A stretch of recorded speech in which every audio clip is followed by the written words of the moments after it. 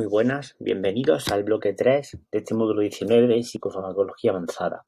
Este bloque 3 se titula Tratamiento farmacológico de los trastornos mentales 1. Estos son los temas que vamos a ver en este bloque 3. El tema 3.1, medicamentos esenciales para los trastornos mentales. Tema 3.2, trastornos psicóticos. Tema 3.3, trastornos depresivos. Tema 3.4, trastornos bipolares.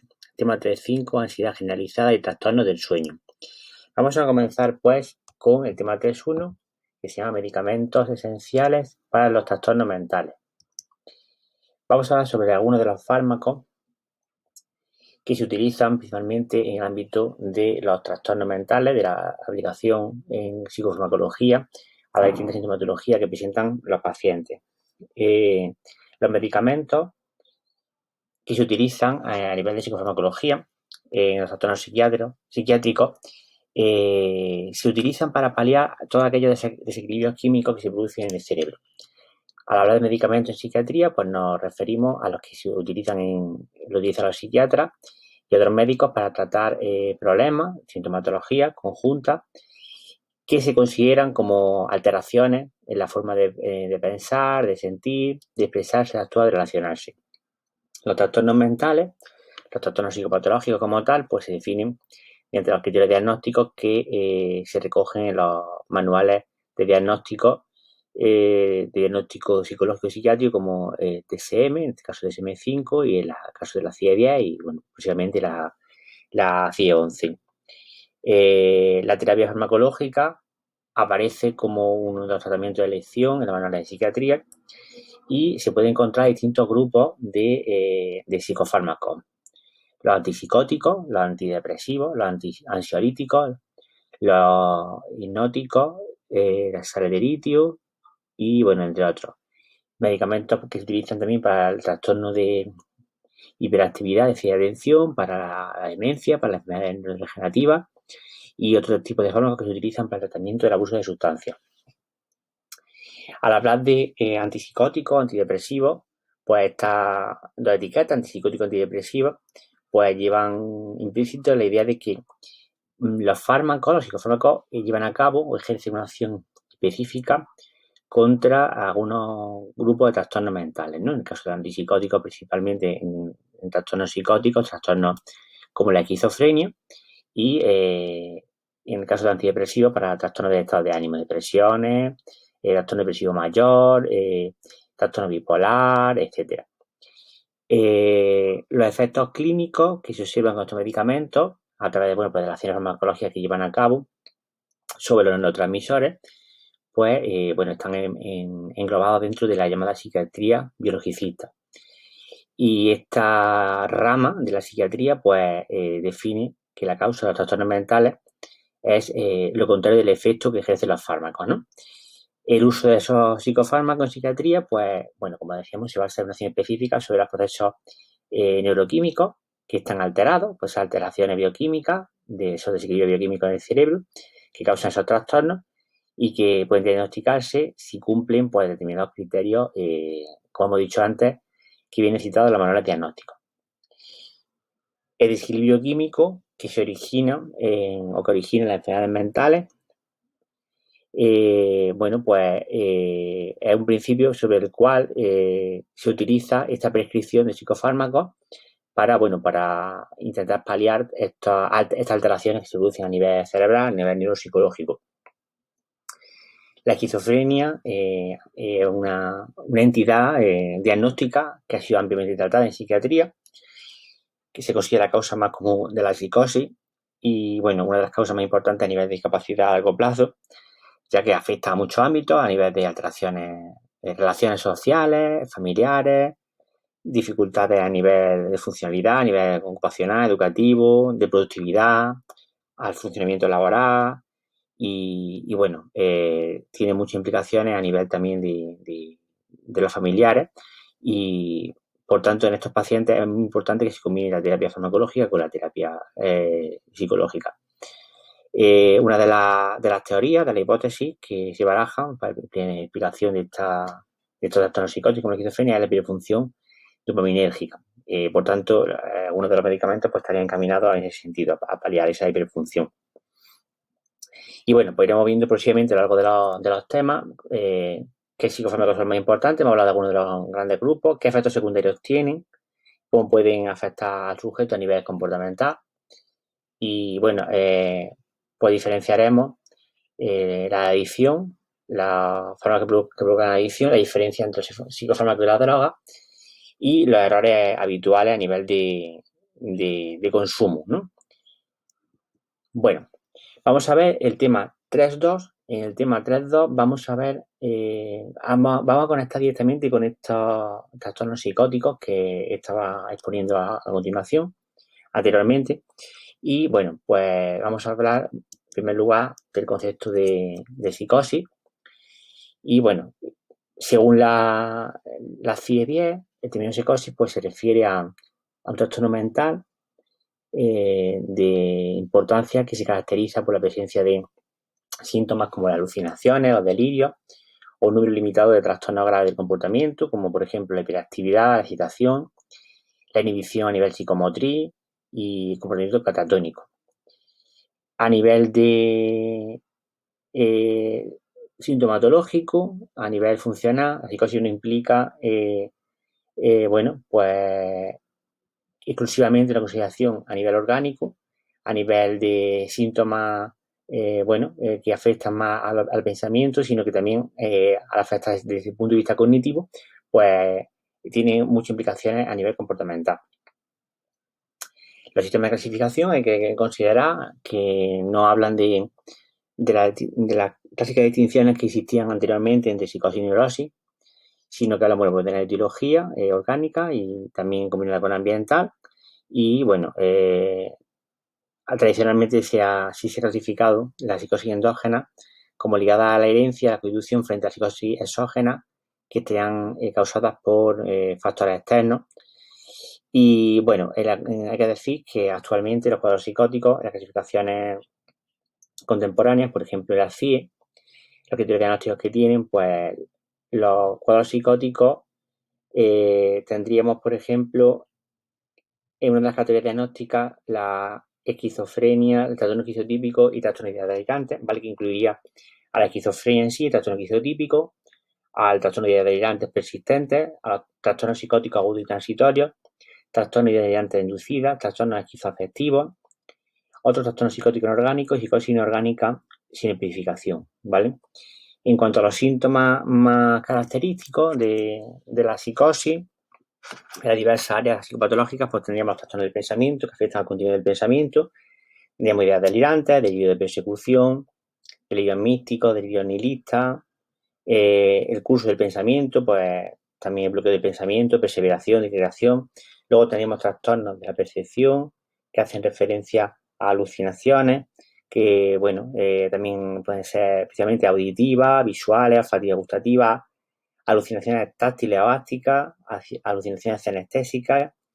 Y luego los trastornos del yo, pues por ejemplo los límites del yo, el pensamiento impuesto, el robo del pensamiento, la difusión del pensamiento, afectan a la psicomotricidad, por ejemplo a agitación, quietud psicomotriz, deambulación que no se detiene, inhibición psicomotriz, catatonia, negativismo, estereotipia motora, manierismo, ¿no? Esas son algunas de las manifestaciones a nivel sintomatológico. Y en cuanto a la esquizofrenia en sí, pues bueno, es un tema muy amplio a nivel psicopatológico, pero bueno, se puede considerar como una psicosis grave porque, a diferencia de otros trastornos, como por ejemplo la depresión, por ejemplo, pues no se logra una recuperación total de esas alteraciones, ¿no? En diversos ámbitos. Y después de cada brote o enfermedad, o bien de manera progresiva, el trastorno va dejando como lo que se suele denominar un defecto a nivel de cognitivo y de personalidad y una secuela cuya recuperación pues es muy complicada, ¿no? De que se lleva a cabo.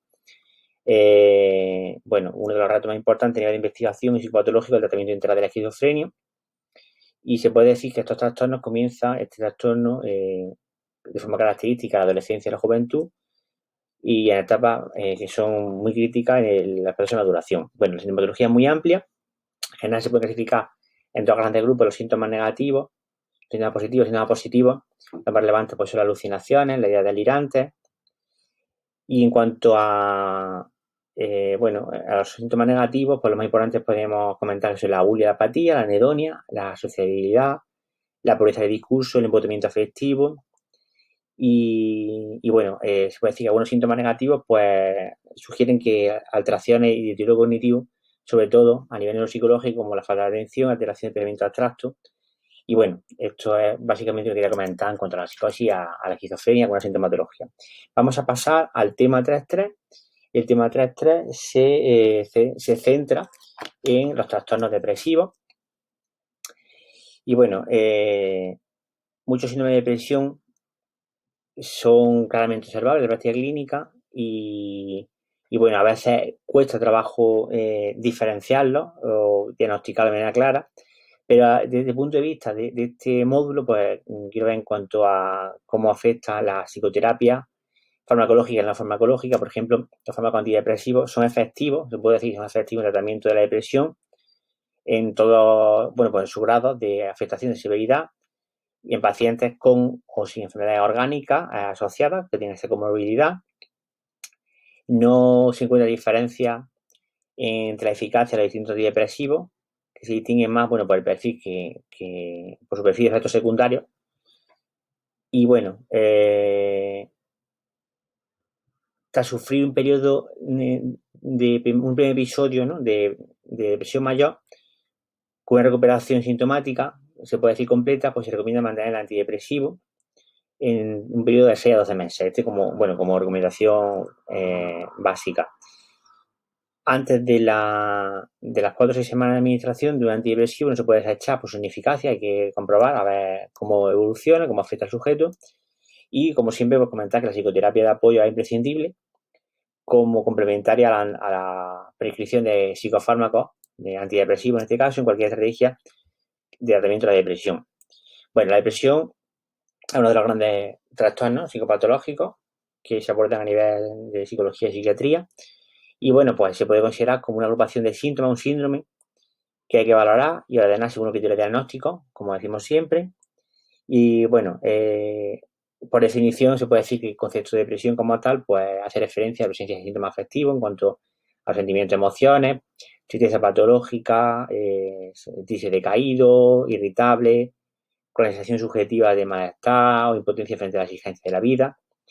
Y en mayor o menor grado pues siempre están presentes síntomas de tipo cognitivo o incluso somático.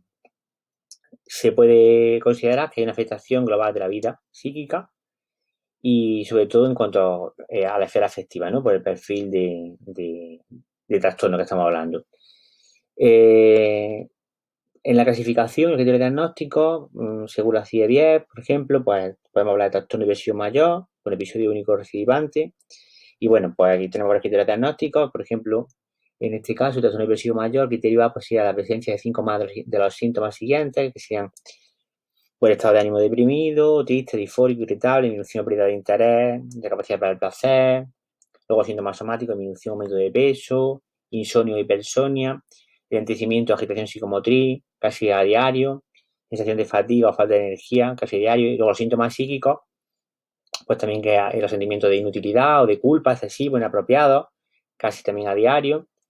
Disminución de la capacidad para pensar, concentrarse, las actividades mentales, también a diario, los pensamientos recurrentes de muerte, ideación o planes suicidas. En este caso pues es conveniente preguntar sobre estos aspectos y seguir unos protocolos para evitar situaciones de tentativa de suicidio. Y luego, el criterio B, en este caso, señala el cumplimiento de los criterios para un episodio de trastorno afectivo mixto, trastorno esquizoafectivo y trastorno esquizofrénico. Es decir, que siempre provocan los síntomas un malestar clínicamente significativo, nutrido de la actividad, como decíamos antes, a nivel social, a nivel laboral y en otras áreas de la vida del paciente. Y las clasificaciones son múltiples. Tenemos el trastorno distímico, que tiene también sus criterios. Los trastornos adaptativos, que son el ánimo depresivo mixto, el trastorno depresivo no especificado. Y en cuanto a los fármacos antidepresivos, pues hay disponible una amplia variedad en el mercado y hay que tenerlo en cuenta algunos factores a la hora de elegir esos fármacos antidepresivos, siguen por la respuesta terapéutica que han tenido en un episodio previo, ves cómo ha funcionado antes, ves si pueden funcionar ahora. La tolerancia al efecto secundario, como decíamos antes, pues el perfil de toxicidad es amplio y los efectos secundarios son múltiples. Y bueno, algunos de esos fármacos son los inhibidores selectivos de la recaptación de serotonina, que se suelen tolerar mejor y ya desde el inicio, y se puede comenzar con dosis terapéuticas, pues aceptables. También están los antidepresivos tricíclicos o los IMAO, que son recomendables comenzar con dosis más bajas, debido a que tienen una gran cantidad de efectos secundarios, y los IMAO pues no se utilizan como primera elección, ¿no? Están indicados en las llamadas depresiones atípicas, que responden mal a otros antidepresivos, ¿no? Es como la segunda opción que tenemos, ¿no? Y como siempre, bueno, pues comentar que es importante la psicoterapia, por supuesto, que tratamiento combinado. Hay algunos casos de depresión resistente en los que es muy difícil intervenir sobre esos casos y, bueno, en la que no, se puede decir que la que no responde a ningún tratamiento instaurado correctamente durante un tiempo, ¿no? A nivel sea de psicoterapia o de psicofármaco. El tema 3.4 habla sobre los trastornos, bueno, vamos a ir con los trastornos de estado de ánimo, en este caso, con los trastornos bipolares. Y el trastorno bipolar, quería comenzar que, bueno, se ha conocido popularmente como trastorno maníaco depresivo y, y bueno, se caracteriza por esos cambios bruscos, ¿no? En el estado de ánimo. Tenemos esa bajada de presiones, son sentimientos de depresión intensa, caracterizada por la desesperanza. Luego la subida a manía, que es un sentimiento de felicidad extrema y desesperanza también. Y los episodios mixtos, que, bueno, por ejemplo, si el sujeto se siente deprimido y a la misma vez tiene la inquietud y el exceso de actividad de una fase maníaca. Existen numerosos datos estadísticos, pero se puede decir uno de los datos que uno de cada 100 adultos tiene un trastorno bipolar en algún momento de su vida, que generalmente suele empezar durante o después de la adolescencia y que es raro que empiece después de los 40 años y afecta por igual a los dos sexos, al hombre y a las mujeres. De forma general, bueno, atendiendo ya a otros criterios que se verán posteriormente, pero se puede decir que de trastornos bipolares pues tendríamos el trastorno bipolar 1, en el que al menos ha habido una subida o fase maníaca que ha durado más de una semana. Y bueno, se puede decir que algunas personas con trastorno bipolar 1 tendrán solamente fase maníaca, aunque la mayoría tendrán también, los combinarán con el periodo de depresión. El trastorno bipolar 2, que se diagnostica cuando se tiene más de una fase depresiva severa, pero solamente fases maníacas moderadas, son las llamadas hipomaníacas. Y luego la ciclación rápida, que si se tiene más de 4 fases en un periodo de 12 meses, pues afecta a uno de cada 10 pacientes con trastorno bipolar y puede ocurrir con los tipo 1 o tipo 2. Y luego tendríamos la ciclotimia, que serían los cambios de estado de ánimo, que se caracterizan por una mayor intensidad, como el trastorno bipolar completo, pero pueden durar más. Y la ciclotimia se puede convertir en el trastorno bipolar completo. Bueno, estos son algunos de los datos que voy a dar sobre estos tipos. Con todas las causas, pues no se conocen bien las causas, pero los estudios de evidencia científica han hablado de que se sugiere que el trastorno bipolar tiene la tendencia a aparecer en determinadas familias y los factores genéticos tienen más importancia que la educación. Puede que haya un trastorno físico en el sistema a nivel cerebral que controla el estado de ánimo, pero esto explica que a menudo el trastorno bipolar, pues, bueno, se puede controlar con la medicación, por eso la necesidad de administrar psicofármacos en el caso de los trastornos bipolares. Y también comentar que los acontecimientos estresantes o enfermedades físicas pueden precipitar cambios en el estado de ánimo, ¿vale? Eso es importante a nivel de diagnóstico y de evolución de seguimiento de este trastorno. En un trastorno bipolar depende de hacia dónde haya oscilado el estado de ánimo, puede ser una depresión.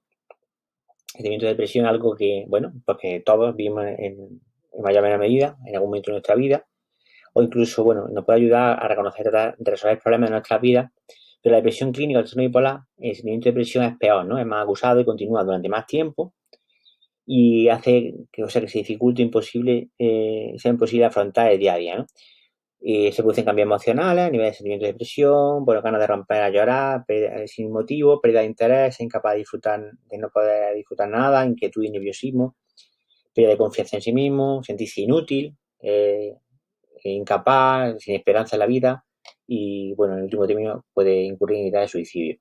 También se produce cambios de pensamiento, son incapaces de pensar positivamente o con esperanza, no pueden tomar decisiones simples y tienen dificultades para la concentración. Y los cambios físicos pues afectan sobre todo al cambio al pérdida del apetito y de peso, dificultad para conciliar el sueño, despertarse más temprano de lo normal y sentirse completamente agotado. También la pérdida de interés en el sexo, estreñimiento.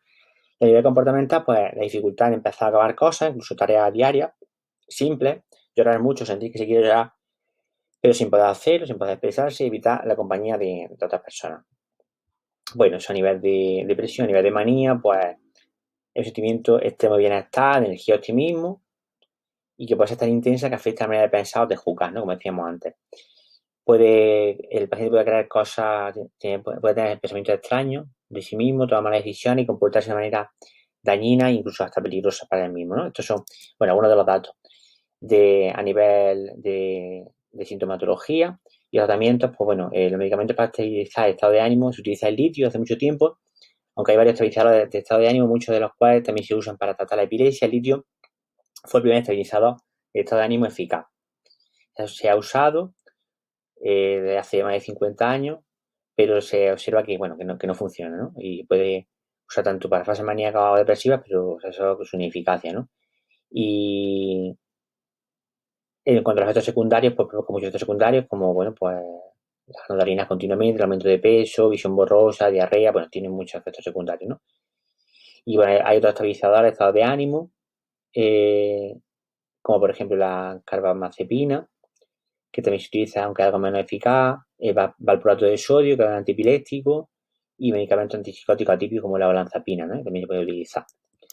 Bueno, finalmente el tema 3.5 habla sobre la ansiedad generalizada y los trastornos de sueño.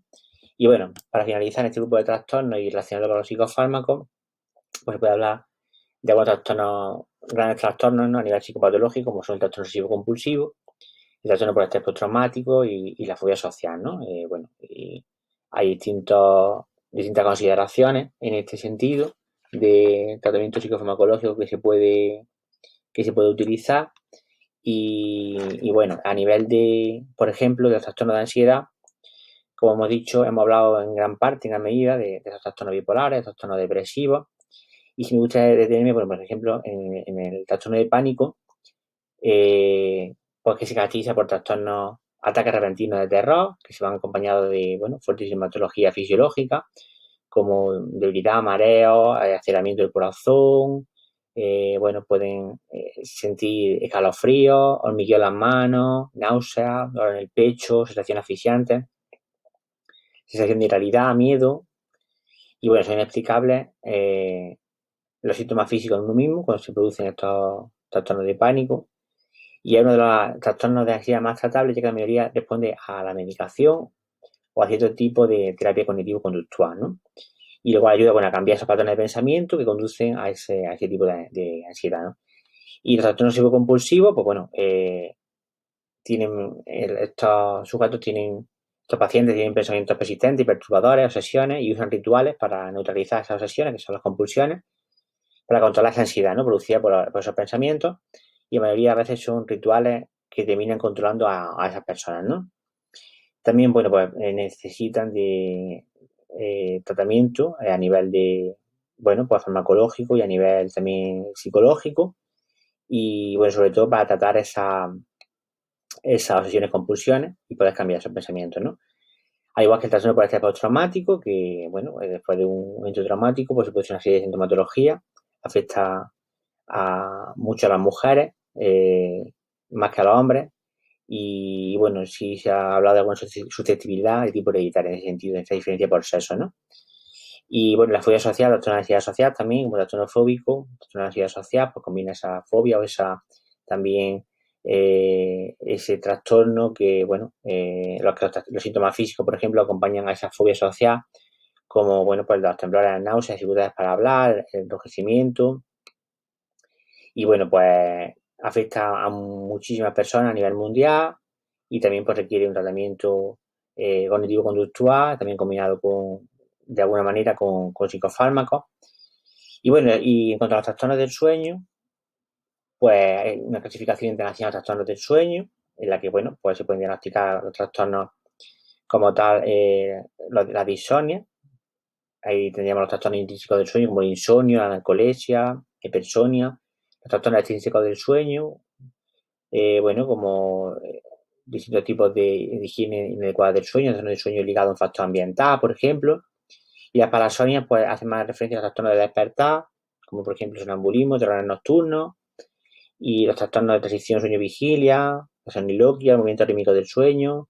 Las parasonias, pues, están socialmente habituadas al sueño REM, y tenemos las pesadillas, parálisis del sueño, y otras parasonias, por ejemplo, el bruxismo. la análisis del sueño, la apnea del sueño en la infancia. Y bueno, pues hay trastornos del sueño que están asociados a enfermedades orgánicas, como por ejemplo a trastornos psiquiátricos, trastornos neurológicos, como la demencia, por ejemplo, el alcoholismo también. Y bueno, a otros tipos también de trastornos digestivos incluso. Y bueno, pues hay que distinguir algunos conceptos fundamentales en esos trastornos del sueño, pero los tratamientos basados en la reducción de la activación pues son eficaces. Por ejemplo, la higiene del sueño, combinado más que con un tratamiento psicofarmacológico. Y bueno, pues hay que analizar todas esas características de por qué esos hábitos antes de irse a dormir, por qué se producen, y en muchos casos son más psicológicos y sintomatológicos que requieren, bueno, una psicoterapia de corte más conductual o de higiene del sueño más que la prescripción de algunos psicofármacos. Y bueno, y por eso hay que hacer una evaluación adecuada, ¿no? En función de la edad, en función de la sintomatología y de las características del paciente. Muchas gracias.